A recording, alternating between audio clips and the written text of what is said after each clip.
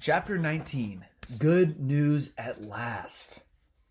One day in October 2011, my father called me over to show me an email he'd received. I could scarcely believe what it said. I had been nominated for the International Peace Prize of Kids' Rights, a children's advocacy group based in Amsterdam.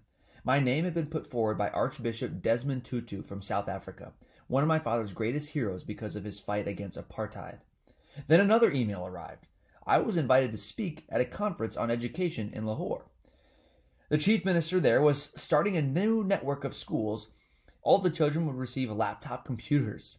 He was awarding cash prizes to children all over his province who did well in their exams. And to my surprise, he was also giving me an award for my campaign for girls' rights. I wore my favorite pink shalwar kameez to the event and decided that I would tell everyone about how my friends and I in the girls' high school had defied the Taliban edict and continued going to school secretly.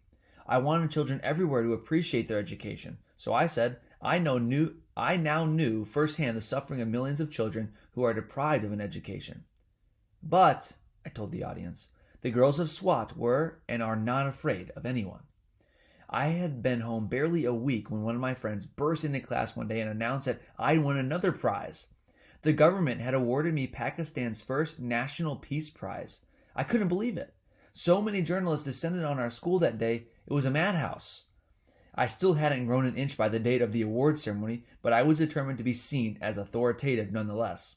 When the Prime Minister presented me with the award, I presented him with a list of demands, including a request that he rebuild the schools destroyed by Fazlullah and that the government establish a girls' university in Swat. That sealed my determination to become a politician, so I could take action and not just ask for help from others. When it was announced that the prize would be awarded annually and be named the Malala Prize in my honor, I noticed a frown on my father's face. In our country's tradition, we don't honor people in this way while they are alive, only after they have died. He was a bit superstitious and thought it was a bad omen. My brothers, of course, kept me humble. They still fought with me and teased me and wrestled with me for the TV remote. I may have been getting attention from around the world, but I was still the same old Malala to them. I wondered, though, how many friends would take to all of this publicity. We were a very competitive group after all, and of course there were always Maniba's feelings to consider. I worried that she'd think I'd abandoned her during my travels, or that she had taken up with a new best friend. But there was no time to think about this on my first day back at school. When I arrived, I was told there was a group of journalists waiting to interview me. When I entered the room, I saw all of my school friends gathered around a cake, shouting, "Surprise!"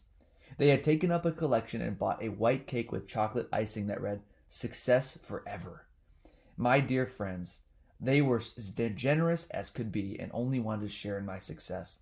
I knew in my heart that any one of us could have achieved what I had. I was lucky that I had parents who encouraged me despite the fear we all felt.